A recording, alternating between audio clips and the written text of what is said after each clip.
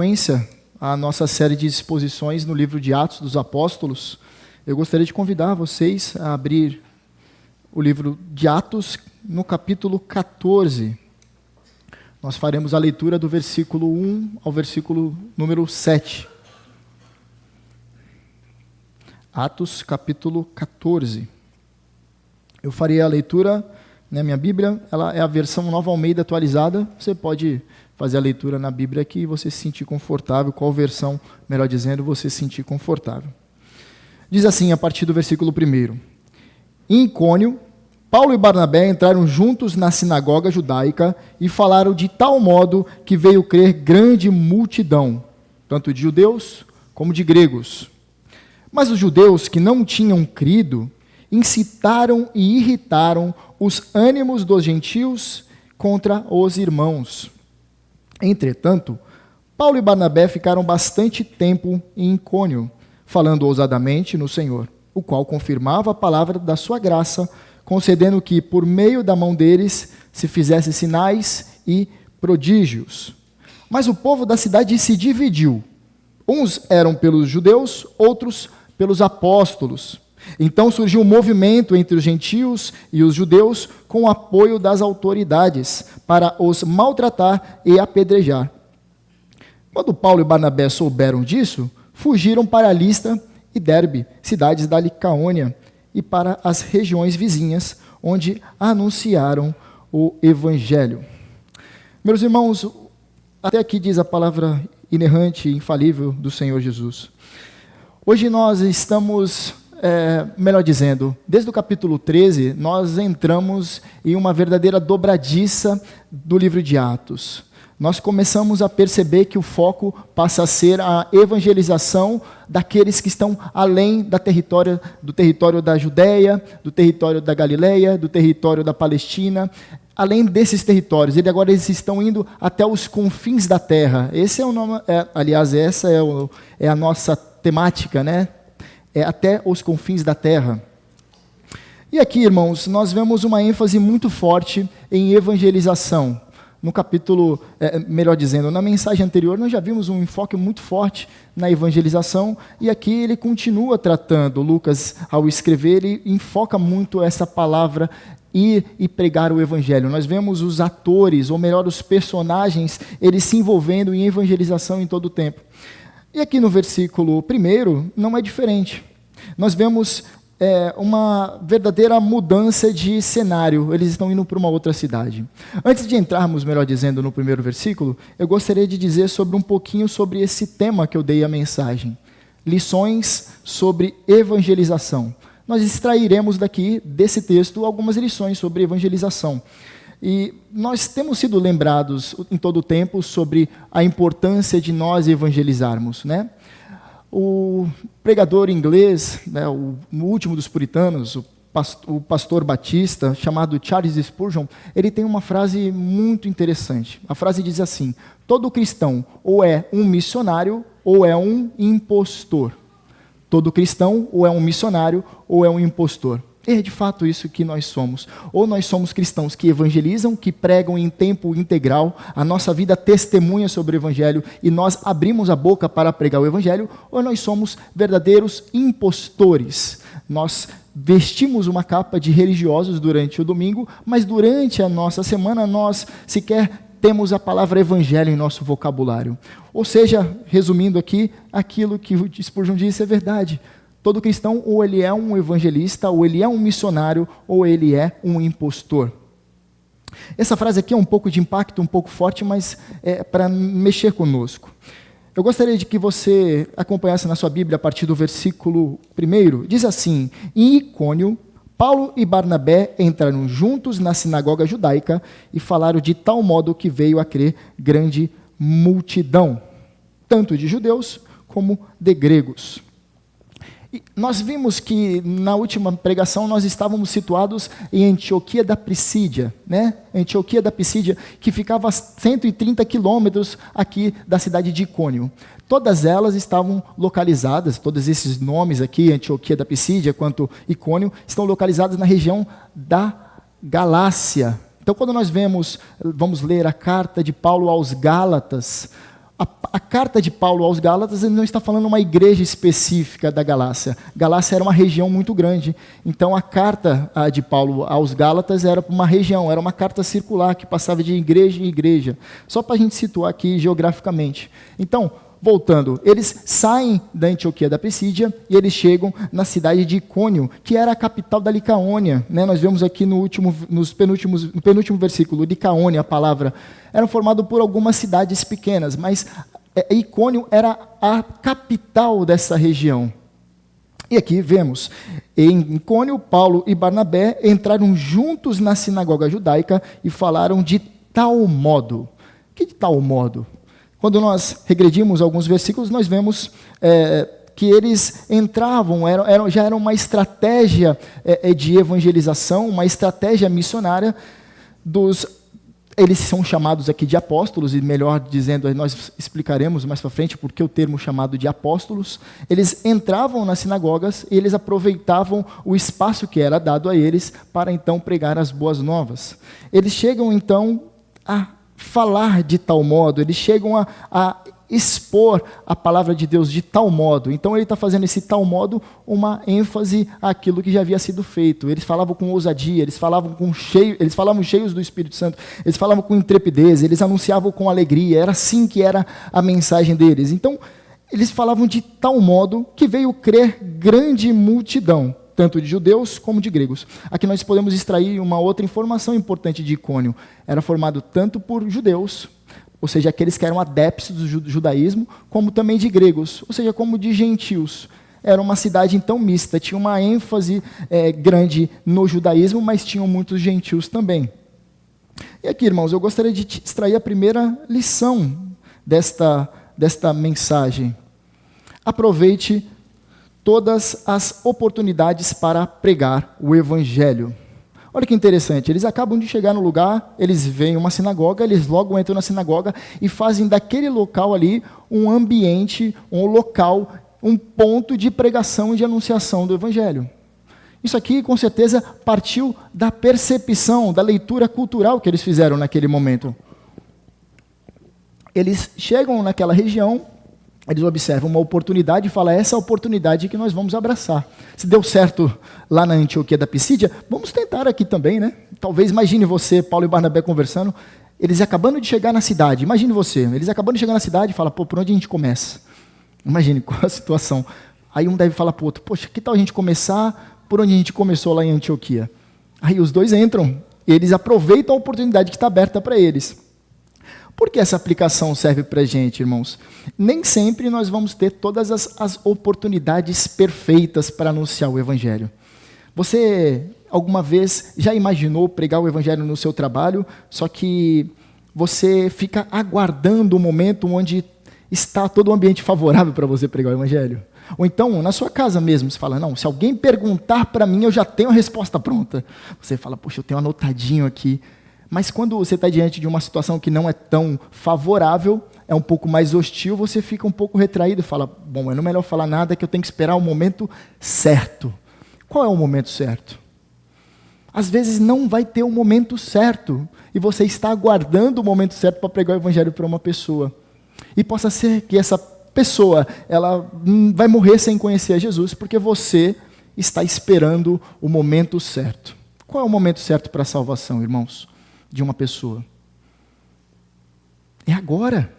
Os apóstolos, eles entendiam a urgência da pregação do Evangelho, eles entendiam que era necessário eles abrirem a boca e falarem sobre quem Cristo é na vida deles e o que Cristo fez por eles. E todo aquele que nele crê em Cristo será salvo. Eles chegam e aproveitam a oportunidade, eles entram naquela sinagoga e pregam o Evangelho. Nós temos que aproveitar todas as oportunidades com coragem. Nós vemos a palavra coragem permeando todas as ações desses homens. Eles eram muito corajosos, fala a verdade. Eles se deslocam de uma região e muito possivelmente eles vão para Icônio, porque muito possivelmente era de conhecimento do apóstolo Paulo. Era próximo da Cilícia. Então, Paulo ele tinha um conhecimento geográfico, muito provavelmente. Então, eles vão aproveitando esse ambiente para anunciar. Meus irmãos, nós temos que adotar a evangelização como um estilo de vida. Evangelização não é simplesmente um evento. Bom, eu vou evangelizar aquele cidadão ali, eu vou pensando só naquela pessoa o tempo todo, somente ela. Mas quando nós entendemos a urgência da pregação do Evangelho, até a fila do supermercado se torna um ambiente perfeito para você pregar o Evangelho. Eu conheço uma pessoa, aliás, que foi evangelizada e creu em Cristo e está firme até hoje, a partir do momento que uma pessoa pregou o Evangelho para ela na fila do supermercado. Imagine você pegando uma fila de banco, olha que delícia. Faz tempo que na verdade, hoje em dia a gente tem pagado mais as contas em casa, pela internet. Mas imagine que você tenha que se deslocar até uma lotérica que tem aquela fila absurda, né? E está misturado aquelas pessoas que querem fazer aquela fezinha, né? E enche aquela lotérica. E você está ali e você fala, não vejo a hora de ir embora. Aquele momento ali que você vai ter que esperar para chegar na boca do caixa ali, tem bastante tempo para, de repente, surgir uma conversa com uma pessoa e você anunciar a palavra do Senhor, você pregar o Evangelho para essa pessoa. Você já se imaginou nessa situação? Você podendo pregar o Evangelho na fila de uma lotérica, ou na fila de supermercado, ou ainda no hospital, você aguardando ser chamado pelo médico, naquela fila gigantesca do seu hospital, de um posto de saúde, você anunciar o Evangelho na padaria. Todos os locais se tornam oportunidades perfeitas. Portanto, irmãos, não fiquem aguardando o momento certo, o momento exato para você pregar o Evangelho. Toda oportunidade é uma oportunidade perfeita. Você precisa de coragem para isso. Mas você também precisa de sabedoria. Saber como colocar as palavras. Qual é a pessoa mais conhecida por ter sabedoria na Bíblia? Salomão. Salomão pediu quantas vezes para ser sábio? Uma só vez ele pediu para ser sábio, não é? E nós vemos a trajetória de Salomão, mais para frente ele demonstra que tinha sabedoria. No final da sua vida, mostra que ele perdeu completamente a sabedoria, porque ele pediu uma só vez. Agora, quando nós vemos a carta, ou melhor, o livro de Tiago, no capítulo 1, versículo 5, ele fala que nós devemos pedir sabedoria, que o Senhor nos concede sabedoria, para aquele que falta sabedoria. Bom, eu me reconheço como uma pessoa que necessita de sabedoria, não sei você. E aqui esse falta implica em uma constância, nós pedimos constantemente sabedoria. Salomão pediu uma vez só, mas nós vamos pedir sempre sabedoria, inclusive para como pregar, como anunciar o Evangelho da salvação. Portanto, a primeira pontuação aqui, a primeira lição, aproveite todas as oportunidades para pregar o Evangelho. O texto continua da seguinte forma, no versículo 2. Mas os judeus que não tinham crido incitaram e irritaram os ânimos dos gentios contra os irmãos. Então vamos observar bem. Os judeus que não tinham crido. Então os judeus que eram desobedientes por não terem acreditado. Os judeus incrédulos, o que eles vão fazer? Eles vão incitar. O que é incitar? É levantar. A palavra significa levantar. Vai levantar e vai irritar os ânimos dos gentios. Eles vão, a palavra aqui, irritar os ânimos, é envenenar os ânimos, envenenar a alma. Eles vão levantar os ânimos, a alma, vão entorpecer o sentimento desses gentios contra os irmãos. Interessante a palavra irmãos aqui, porque não está falando dos apóstolos, está falando dos crentes. Esses dias foi o dia do irmão, né? Estava vendo as redes sociais, as pessoas comemorando o dia do irmão.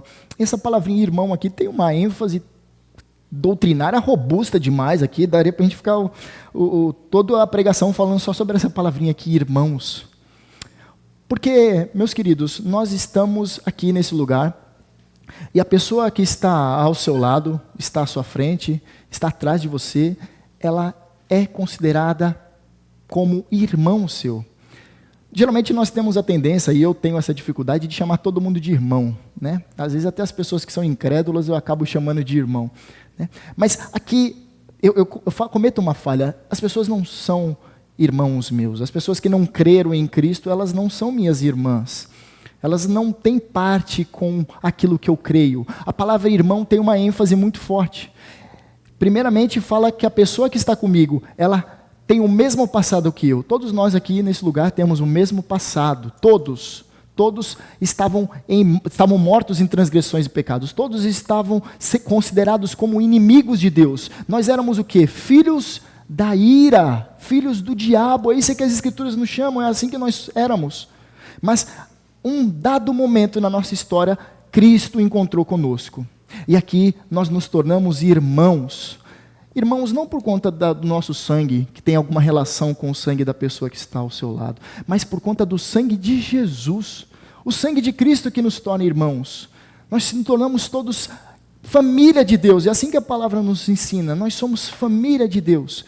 Então essa pessoa teve o mesmo passado que você, ela teve um encontro com Jesus que transformou a vida dela, e ela está com a passagem, sabe a passagem de viagem para toda a eternidade, paga já que nem a sua. Nossa, me exagerei aqui. Ela está paga que nem a sua está paga. Mas não foi porque você pagou, nem por causa que eu paguei, mas por conta do sangue precioso de Jesus. Glória a Deus. É o próprio Jesus que nos torna parecidos, iguais. Nós somos irmãos. Nós todos teremos o corpo glorificado. Nós todos teremos a visão do trono de Deus. Nós poderemos cultuar a Deus por toda a eternidade, juntos, para toda a eternidade. Agora imagine você, se você não gosta da pessoa que está ao seu lado, é algo complicado, porque a pessoa que está ao seu lado, a pessoa que está à sua frente, a pessoa que está atrás de você, ela vai passar toda a eternidade contigo.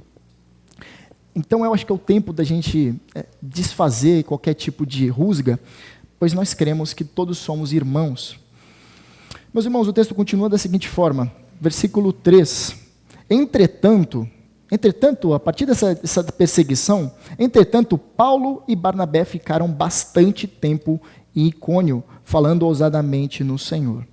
Aqui é curioso porque demonstra, sem sombra de dúvidas, que eles tinham muita coragem, eles tinham muita ousadia, mas aqui mostra uma perseverança na ação deles. Eles continuam, mesmo sabendo que havia uma certa perseguição, mesmo sabendo que as pessoas iam maldizê-los, as pessoas iam xingá-los, a palavra que irritar o ânimo deles é isso, eles seriam maltratados. E eles permanecem aqui bastante tempo.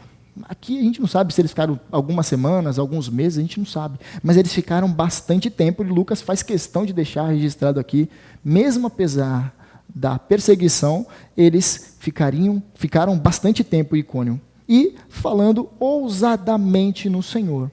Essa palavra falando ousadamente, ou então pregando com ousadia, é muito constante, principalmente em Atos dos Apóstolos. Eu contei 9 vezes.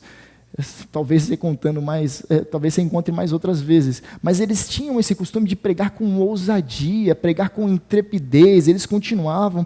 E está descrito aqui que eles falavam ousadamente no Senhor. Não neles, não na habilidade deles, mas no Senhor. E a seguinte parte mostra que o qual o Senhor confirmava a palavra da sua graça, concedendo que por mão deles se fizessem sinais e prodígios. Então perceba, primeiro eles falavam, eles pregavam, eles anunciavam com ousadia no Senhor, eles dependiam do Senhor para pregar. E aqui o Senhor confirmava a palavra da sua graça, o Senhor confirmava que aquilo que eles estavam pregando era a verdade de Deus. Como? Concedendo que pela mão deles se fizessem sinais e prodígios. Você se recorda que a palavra sinais aponta para algo. Sinal tem um objeto para que aponta. É isso o significado de sinal. E prodígios ou maravilhas tem a questão do impacto que isso causa naqueles que estão presentes. Então sinais aponta e prodígios ele traz um choque para aqueles que estão assistindo. Então nós não sabemos quais tipos de sinais e prodígios, mas é provável que pessoas tenham sido curadas, leprosos tenham sido curados, pessoas que estavam possessas por espíritos imundos foram libertas. A gente não pode aqui cravar com certeza, mas uma coisa é fato, a palavra de Deus, ela sempre, você pode ver na internet aí alguns camelôs da fé, onde o que mais vemos é milagres nas pregações, né? Geralmente não há pregação, só há milagres. Então as pessoas chamam na frente, as pessoas estão com dor nas costas, uma dor de cabeça, geralmente isso que acontece, e aí elas são curadas exatamente naquele momento, e elas voltam para o lugar delas, falando que foram curados da dor de cabeça. Mas não houve pregação do Evangelho. Então aqui nós já podemos descartar esses milagres, esses falsos milagres, pois até Satanás tem os seus milagres. Então, a pregação do Evangelho é, nesse período apostólico, acompanhada de sinais, aponta para Cristo. E qual aplicação nós podemos tirar disso aqui? Mesmo diante de situações desfavoráveis, anuncie o Evangelho com ousadia. E aqui eu acredito que é a parte mais difícil. Porque quando a pessoa ela crê, foi o Senhor que realizou. Agora, quando nós... E a situação às vezes está até favorável para nós pregarmos, mas quando a situação está completamente desfavorável, o que eu tenho que fazer? Eu tenho que anunciar o Evangelho com ousadia. A pregação com ousadia é uma das características de todo discípulo de Cristo. Eles pregam com ousadia, pois eles acreditam naquilo de fato. Uma pessoa que realmente acredita no Evangelho de Cristo, elas não têm limitações para pregar o Evangelho. Um tempo um pouco distante, havia um filósofo chamado David Hume. Hume, ele era um filósofo empirista, ele era um cético total. E naquela época tinha um famoso pregador na região dele, chamado Moody, D.L. Moody. O Moody estava pregando lá em uma determinada catedral, e o Hume, que era um cético, estava indo até lá para assisti-lo. E aí o Hume é perguntado, mas você acredita naquilo que ele prega? E o Hume falou, não, mas ele acredita, e eu vou lá para assistir.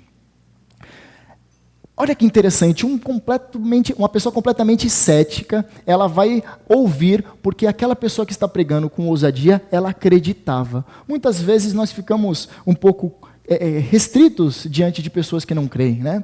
Ficamos, aquele fulano ali, ele não acredita, é melhor eu não ofendê-lo. Né? Meus amigos que não são cristãos, né? Eu tenho um grupo de amigos que na verdade 2 são católicos, 3 são desviados e tem um que é do candomblé. Né? Nós somos amigos até hoje, trabalhamos juntos, e eles dizem que eu sou a pessoa que sempre tem razão, porque eu não aceito não ter razão.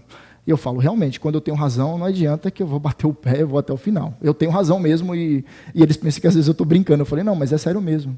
Esses dias eles me fizeram uma pergunta sobre bênçãos. Eu falei, bom, abençoado é só aquele que está em Cristo. Né?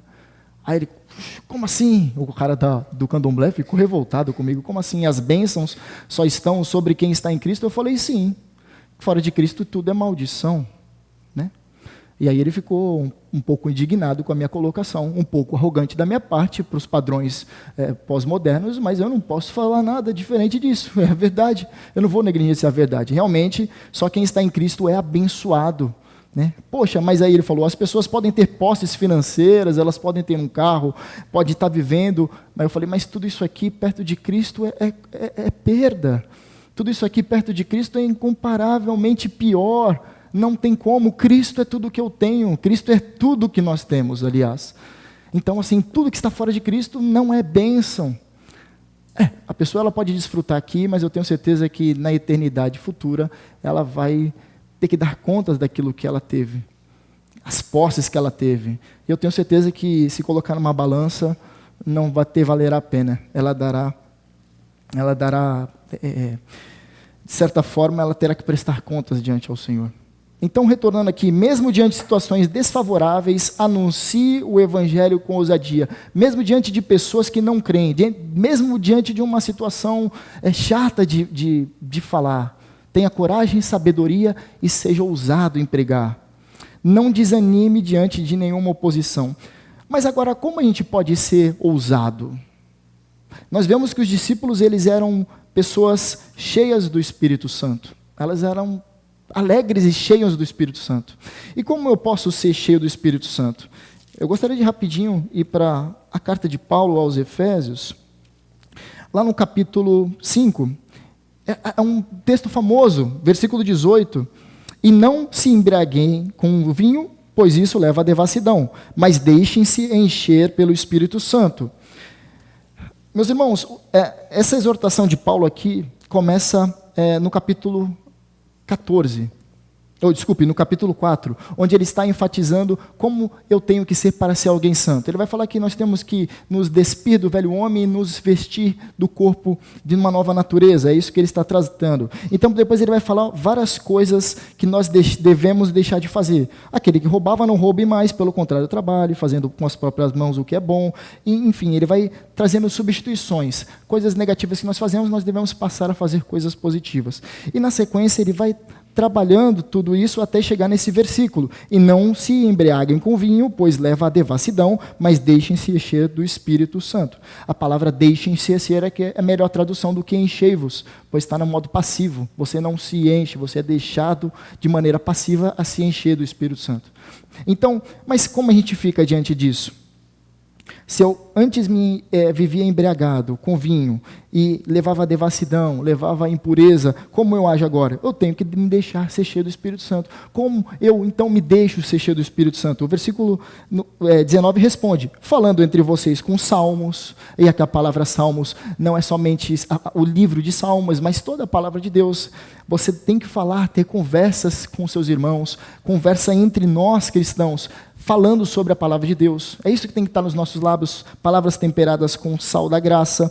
Nós devemos, continuando aqui ele fala, hinos e cânticos espirituais. Hinos e cânticos espirituais seguem para a nossa edificação. Possa ser que você, ao sair daqui, chega na quarta-feira, você já não nem lembra que foi pregado. Mas eu tenho certeza que uma música que nós cantamos aqui, e você repetiu várias vezes o refrão, isso ficou gravado na sua cabeça, e de repente você está no meio da semana e acaba, se pega cantando naquela música. É o poder da música, a música acaba impregnando. Então, ter hinos e cânticos espirituais, cantando e louvando com coração ao Senhor. Olha que interessante, quando nós louvamos, não é somente da boca, mas também com o coração.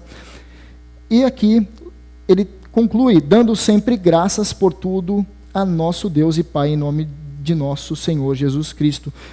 Ou seja, aquela pessoa que ela é amargurada, sabe? Pessoa que só reclama, ela não é cheia do Espírito Santo, porque aqui uma qualidade de uma pessoa cheia do Espírito Santo, ela dá graças a Deus sempre, está escrito aqui. É interessante mais duas coisas, que todos os verbos aqui estão no plural, estão aqui falando de pessoas juntas. Então, quando nós fazemos, não vos abriguei com vinho, por isso leva a devassidão, mas deixem-se encher do Espírito Santo, falando entre vocês, com salmos, hinos, cânticos espirituais, cantando, não está falando eu cantando sozinho, eu cantando com os irmãos, louvando com o coração ao Senhor, dando sempre graças por tudo a nosso Deus e Pai, em nome de nosso Senhor Jesus Cristo. Como um desigrejado, ele é cheio do Espírito Santo? Não tem como. Está explícito aqui que é juntos que nós somos cheios do Espírito Santo. Aqui, irmãos, tem uma questão também que é cultica. Quando nós estamos juntos, nós estamos louvando ao Senhor, nós estamos entre nós, com sal da palavra de Deus em nossos lábios, nós estamos comentando a palavra de Deus está no centro. E outra coisa aqui, você pode pensar, bom, ser cheio do Espírito Santo é para aquela pessoa somente ali, eu não preciso ser. Então, é problemático essa interpretação, porque é um imperativo aqui, enchei-vos, ou melhor, deixai-vos encher, não é uma sugestão, é para todos os crentes, porque se nós entrar uma pessoa aqui, e um crente, que esteja embriagado, você vai olhar e vai recriminar. Você vai falar, pô, o cara está embriagado, né? Mas a gente geralmente não censura pessoas que estão vazias do Espírito Santo, né? É que estranho a gente age muitas vezes. Então nós devemos ser cheios do Espírito Santo, nós devemos buscar a plenitude do Espírito Santo, nós devemos... E aqui ele continua, é interessante, com os exemplos. Sujeitem-se uns aos outros no temor do Senhor. Ele vai falar das esposas, vai falar dos maridos, vai falar do criado para com o seu senhor. Aqui ele fala várias relações e também dos filhos e dos pais. Então, a manifestação de uma pessoa cheia do Espírito Santo não é uma pessoa que dança, faz aviãozinho no culto. É uma pessoa que testemunha o poder de Deus na sociedade, na sua casa, também na sua igreja. Então, nós devemos ser cheios do Espírito Santo para nós termos ousadia para pregar a palavra de Deus com intrepidez, mesmo em situações desfavoráveis. Então aqui, olha a importância de você vir a um culto como este. Olha a importância de você buscar o Senhor na sua casa. Olha a importância de você ter uma leitura diária da palavra do Senhor com a sua família, junto com seus filhos, junto com a sua esposa, junto com o seu marido. Isso aqui é de extrema importância, irmãos. Mas o texto continua da seguinte forma: mas o povo da cidade se dividiu. Uns eram pelos judeus, outros pelos apóstolos. Então a pregação trouxe um racha na cidade. Imagine que reboliço. Então ficou algumas pessoas que eram pelos judeus, ou seja, os judeus incrédulos, e outros pelos apóstolos. Mas aí você vai falar, opa, peraí, mas Barnabé não era apóstolo, né? Possa ser que você perguntou. Eu vou beber uma água aqui, vou deixar você pensar por que ele é chamado de apóstolo. Irmãos, a palavra apóstolo significa enviado. A palavra apóstolo significa enviado. O apóstolo Paulo fazia parte de uma classe de enviados, uma classe apostólica. Ele era um apóstolo chamado pelo próprio Senhor Jesus Cristo. Então ele é apóstolo de Cristo, ele era enviado por Cristo. Agora, Barnabé, ele não era um apóstolo que fazia parte dos 12 e a Paulo junto. Ele fazia parte dos enviados pela igreja. Aqui, novamente, a frase do nosso irmão Charles Spurgeon faz todo sentido. Todo cristão, ou ele é um missionário, ou ele é um impostor. Hoje nós vemos pessoas que são missionárias, né? Elas são enviadas, isso de fato. Agora está falando de, quando nós falamos missionários no contexto da igreja, nós falamos de missionários em questões de missões transculturais, pessoas que vão para outra região, mas todo cristão, ele é um enviado. Ele é um enviado para testemunhar Cristo no seu trabalho, para testemunhar Cristo na sua casa, na sua faculdade, na sua escola. Em qualquer lugar nós somos enviados. Novamente, ou você é um enviado, você é um missionário, um propagador da verdade de Deus, ou você é um impostor. E aqui o texto continua dizendo assim, ainda no versículo seguinte: então surgiu um movimento entre os gentios e os judeus, com o apoio das suas autoridades, para maltratar e apedrejar. Então vai surgir um movimento, vai surgir uma união de algumas pessoas, tanto judeus quanto gentios, que não creram na pregação do evangelho, e eles vão até as suas autoridades. Agora nós não sabemos qual tipo de autoridade, se é a autoridade do templo, se era a autoridade civil, mas de qualquer forma eles têm apoio das suas autoridades para fazer o quê? Para maltratar. A palavra maltratar aqui é maldizer, é xingá-los, é maldizê-los de todas as formas. Eles serem expostos de maneira negativa e apedrejá-los. Apedrejar aqui, execução. Agora, a palavra maltratar é muito forte, porque se você analisa bem, eles vão ser maltratados, eles vão ser malditos, eles vão ser colocados como pessoas com dizeres errados, que nada condizem com o caráter deles. E o que coloca em questão aqui quando uma pessoa cristã, ela é colocada como uma pessoa infiel, uma pessoa apóstata, uma pessoa que não condiz com os princípios bíblicos, uma pessoa ímpia, uma pessoa mundana. Eles vão inventar mentiras para difamá-los. O que acontece quando um cristão é difamado? O que está em jogo aqui não é somente o mensageiro, mas a mensagem. Então você, quando é um cristão que não testemunha o evangelho de Cristo nas suas ações, não é você somente que é jogado na lama, não é somente o seu nome que é jogado na lama, é muito mais forte que isso, é o nome do próprio Cristo, é o evangelho de Cristo que é lançado na lama. Quando você dá um mau testemunho, quando você toma o nome do Senhor em vão. Nós vimos isso quando nós estamos estudando os 10 mandamentos. Quando uma pessoa, o sentido de tomar o nome do Senhor em vão, não é falar o nome do Senhor em vão, mas nós somos portadores do nome, e quando nós levamos o nome do Senhor estampado nas nossas vidas, e damos mau testemunho, aí sim nós estamos fazendo com o nome do Senhor, o tomando em vão.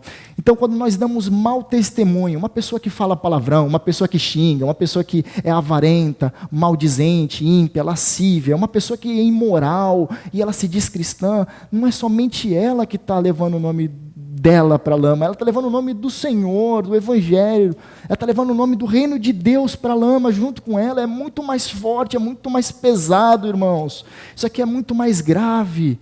Isso aqui tem que fazer nós pensarmos sobre as nossas ações, se elas condizem com o Evangelho.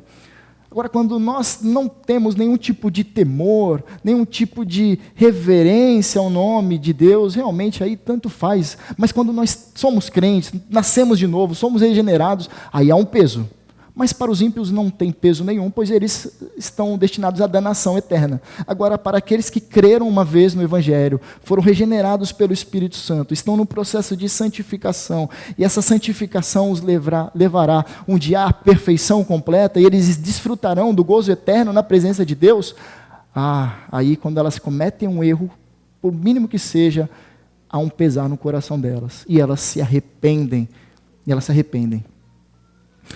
Mas aqui, continuando, o versículo seguinte diz que quando Paulo e Barnabé souberam disso, eles fugiram para Listra e Derbe, cidades da Licaônia, e para as regiões vizinhas. Curioso notar, eles saíram, eles andaram 130 quilômetros, agora eles chegam na região, eles pregam o evangelho, há uma divisão na cidade, alguns creem, de repente há um reboliço na cidade, eles falam, não, vamos maltratar e vamos executá-los a partir do apedrejamento, e eles falam, poxa, vamos fugir, aqui não tem como ficar, aqui eles usam de sabedoria, eles sabendo que vão ser executados, eles não têm o porquê ficar, e eles sabiam que a viagem missionária deveria continuar, não era o momento deles serem martirizados, então eles partem para regiões próximas dali, a 30 quilômetros dali, eles chegam nessas duas cidades, de Listra e Derbe, cidades também daquela região, e para as regiões vizinhas. Só que você pensa que eles pararam de pregar o evangelho? Eles não pararam. Onde eles anunciaram o evangelho? Eles não param. Esses homens aqui, eles são impossíveis. Eles estão cheios de alegria do Espírito Santo, como nós lemos no versículo 52. Os discípulos, porém, andavam cheios de alegria do Espírito Santo. Quem vai parar esses homens? Eles querem pregar o evangelho, eles querem falar de Jesus, eles querem fazer com que as pessoas sejam salvas. E aí eles não param mesmo. Eles chegam nessa região e eles anunciam o evangelho.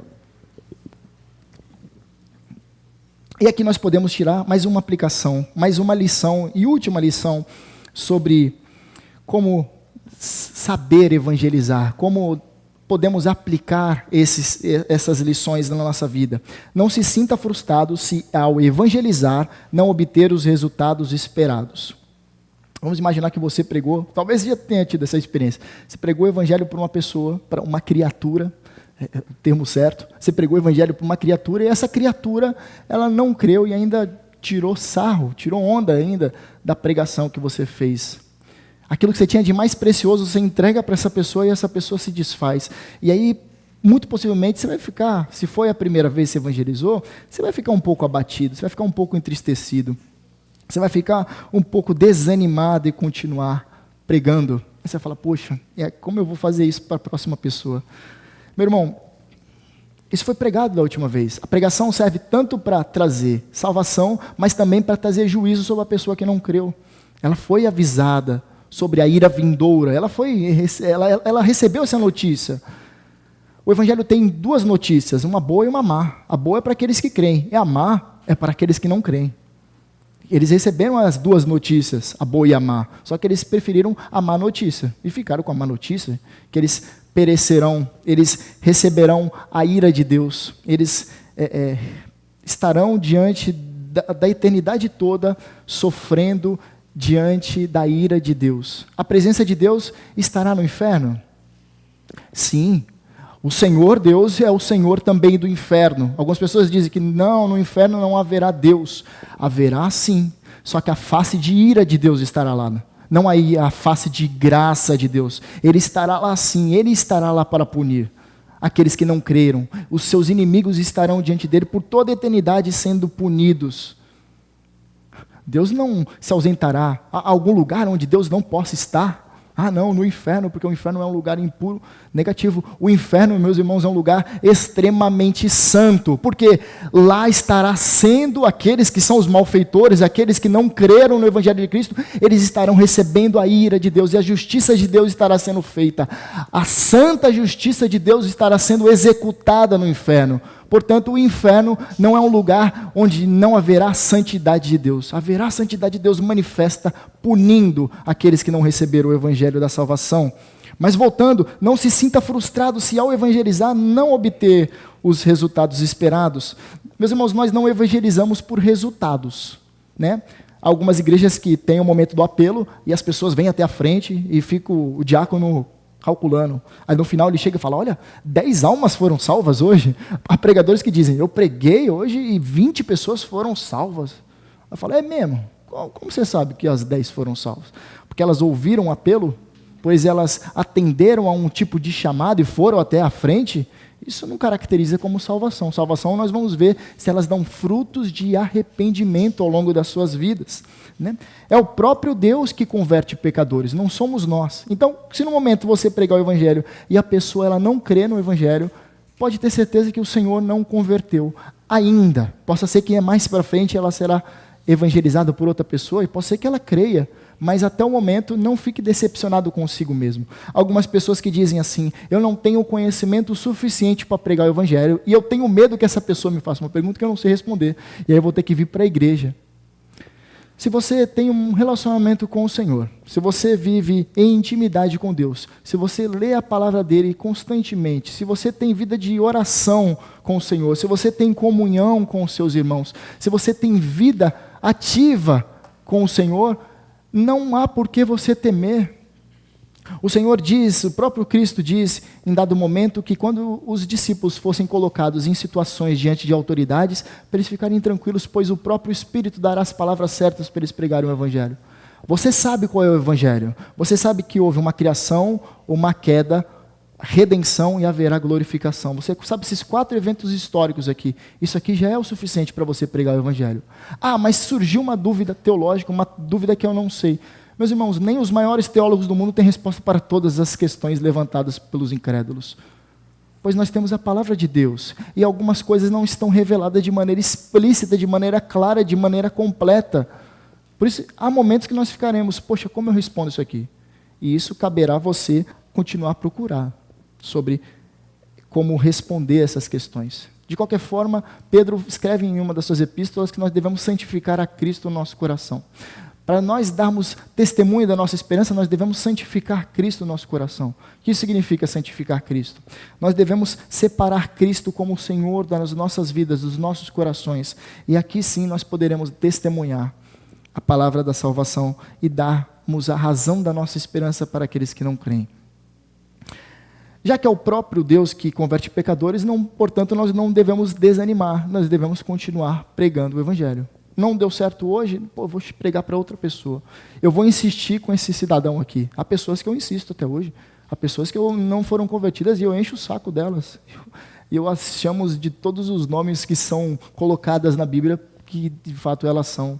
Eu falo, os adúlteros não herdarão o reino dos céus. Tem um irmão que eu chamo também de irmão, um amigo meu que é um adúltero. Eu exponho para ele, eu falo, você é um adúltero. Não pense que está tudo bem entre você e Deus, não. Não adianta escrever, tem um dia abençoado, isso aí não tem, você tem inimizade contra Deus. Portanto, não se sinta frustrado se o evangelizar não obter os resultados esperados.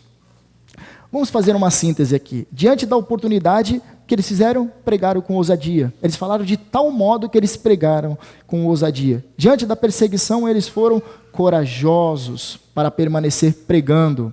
Diante de ameaças, foram persistentes em anunciar o Evangelho. Por que eu trouxe essas 3 palavrinhas destacadas? Ousadia, coragem e persistência. Onde está ancorada essas qualidades, essas virtudes desses homens? O último slide, irmãos, eu gostaria que prestássemos atenção naquilo que disse Jesus. Jesus, ao final das bem-aventuranças, virá com essas palavras: bem-aventurados são vocês por minha causa. A palavra bem-aventurado aqui é muito interessante. Algumas pessoas vão dizer, bem-aventurado significa feliz, ou então mais do que feliz. Eu gosto muito da interpretação de que bem-aventurado é recompensado. Recompensado. Porque todas as bem-aventuranças, quando nós lemos lá, por exemplo, em Mateus capítulo 5, nós vemos que na sequência está escrito assim, por exemplo, bem-aventurados os que choram, porque estes serão consolados. Bem-aventurados que têm fome e sede de justiça, pois serão saciados. Ele está mostrando algo e depois mostra uma recompensa. Bem-aventurados, felizes, mas eles vão receber uma recompensa. Jesus vai dizer, bem-aventurados são vocês quando por minha causa, não por causa deles ter feito coisa errada, mas porque por causa deles, por conta do escândalo que o nome de Cristo traz, para os incrédulos. Bem-aventurados são vocês quando por minha causa os insultarem e os perseguirem, e mentindo disserem todo mal contra vocês.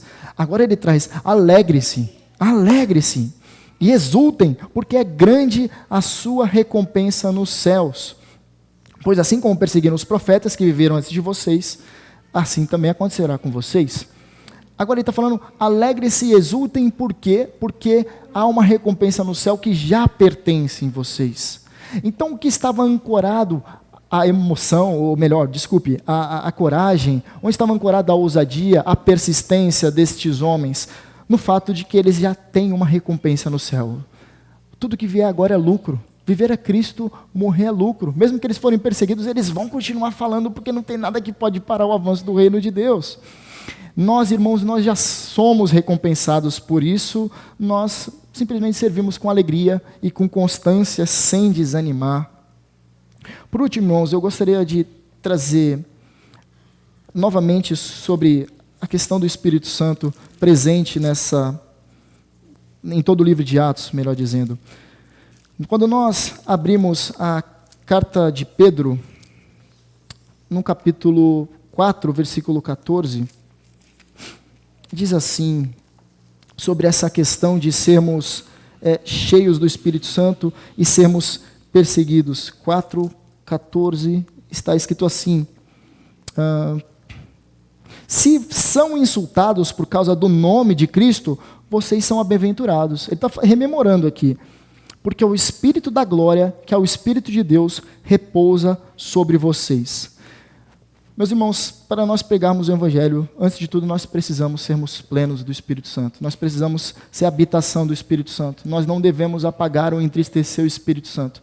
Nós devemos fazer nossa vida uma constante intimidade com o Espírito Santo. E eu gostaria de orar agora com os irmãos. Essa mensagem, ela tem a característica de nos chamar a uma vida de comunhão com Deus. Se você não tem cultivado uma vida de comunhão com o Senhor, eu gostaria que você orasse, pedindo a Deus para te dar força. Você que tem se sentido desanimado em pregar o Evangelho de Cristo, que o Senhor seja teu refrigério nessa noite. Você receba o bálsamo do Espírito Santo. Você tem pregado o Evangelho constantemente, que o Senhor te conserve.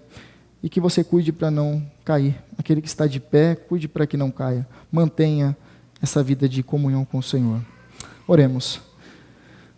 Pai amado, nós queremos te louvar pela sua palavra. Queremos te agradecer pela rica palavra do Senhor. Senhor, nós pedimos que a sua palavra habite em nossos corações. Que possamos desfrutar da plenitude do teu Espírito, vivermos em retidão e a nossa vida seja como cartas vivas para esse mundo caído, que as pessoas possam crer no Evangelho da salvação, no Evangelho da graça, no Evangelho de Cristo Jesus, para que elas sejam salvas. Senhor, nós rogamos, faça de nós instrumentos da tua glória, Senhor. É isso que nós te pedimos, em nome de Cristo Jesus. Amém. Amém.